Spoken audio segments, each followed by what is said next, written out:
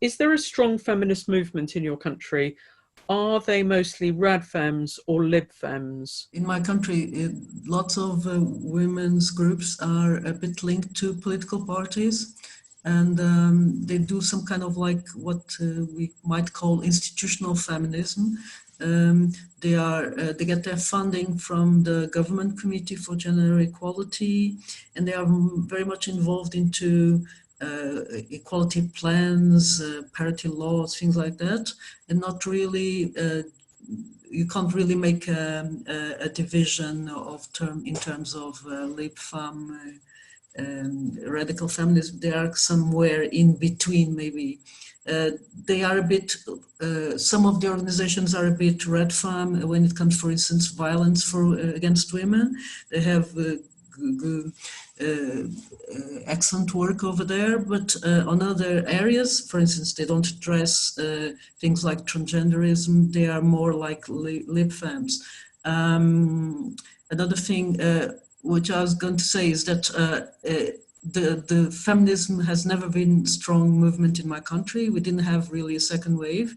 During the second wave, we were still under fascism. So I think we never really had a movement like we have in countries like, I don't know, UK, Germany, etc. Never anything like that happened here. Most organizations who are dealing with issues such as violence against women, they are applying radical principles. I cannot say that they are red fem organizations, but I know that they're applying radical principles in their work, and one of them being women only. And I think that is very important to maintain, and hopefully they will be able to still exist in spite of the fact that they are not receiving sufficient funding.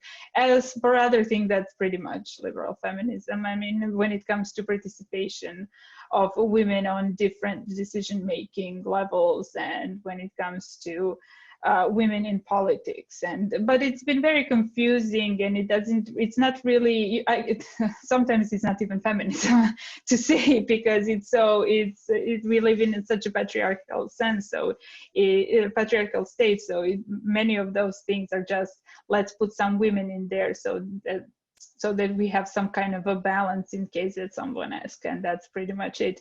But when it comes to NGOs, the situation is not that bad, I can say, but the feminist movement in Serbia is it's a very difficult to explain, because I think that when the feminist movement really started to rise after the World War II, it was mostly just for women to gain their basic rights, such as right to vote and etc. Right to abortion. And during the 90s, when we had a civil war, then the women were leading the anti-war movement. And then after that, the things kind of were depending on current trends. I can say that the situation when it comes to violence against women is quite bad in Serbia. We have a very high rate of femicides. We have a very high rate of domestic violence. So I mean, there's so many work to be done on these basic issues that I think that women's organizations are overwhelmed and not always thinking it through when it comes to ideology and actually following through everything that in sense so it can be radical.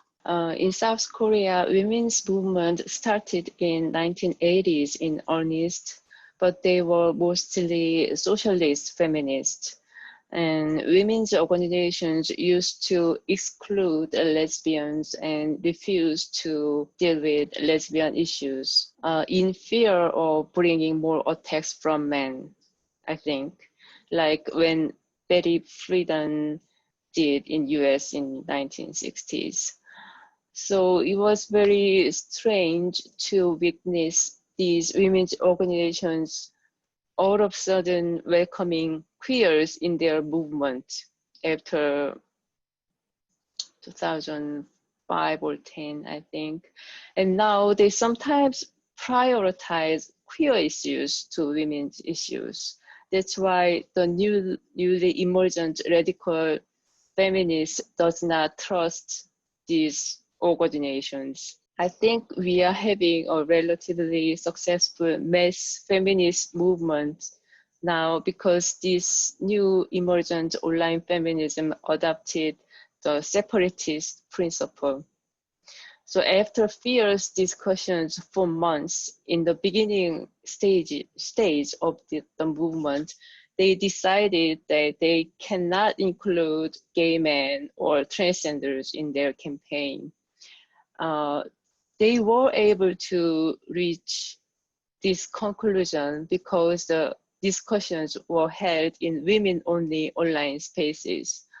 South Korean women started creating women-only spaces online at around 2008 because women felt uncomfortable with online interactions with men.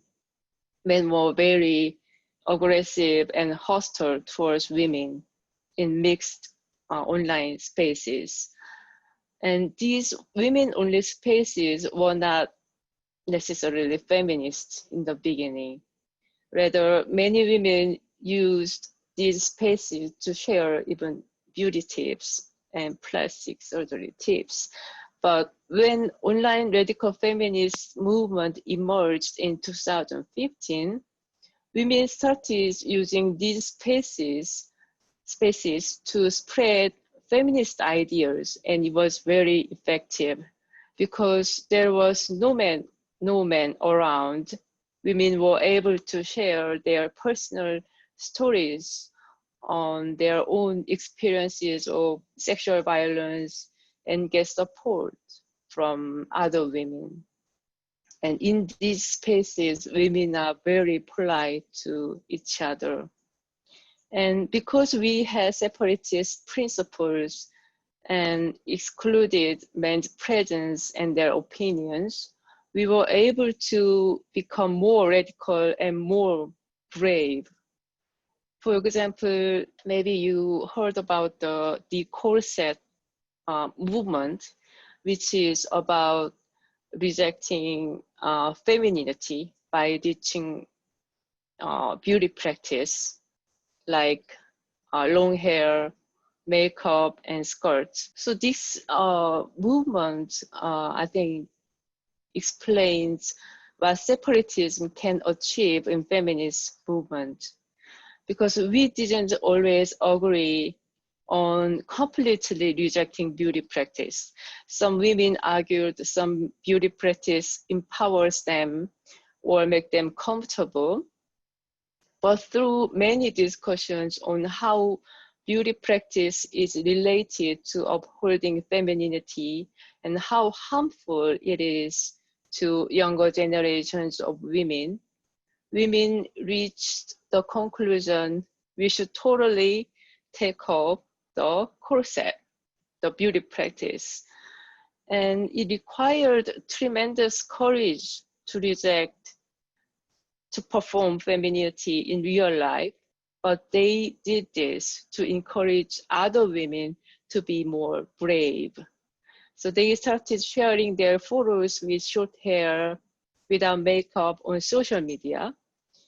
And women-only rallies in 2018 also helped many women because seeing many women who took up the corset with their own eyes in person motivated many women towards taking up the corset.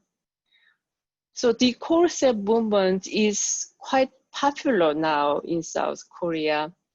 And I think this movement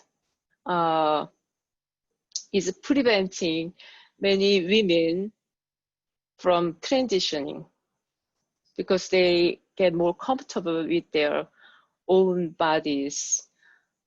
And so watching this radical feminist movement spreading like wildfire since 2015, I came to believe that when our movement is separatist, we can actually reach out to more women and include more women in our campaign.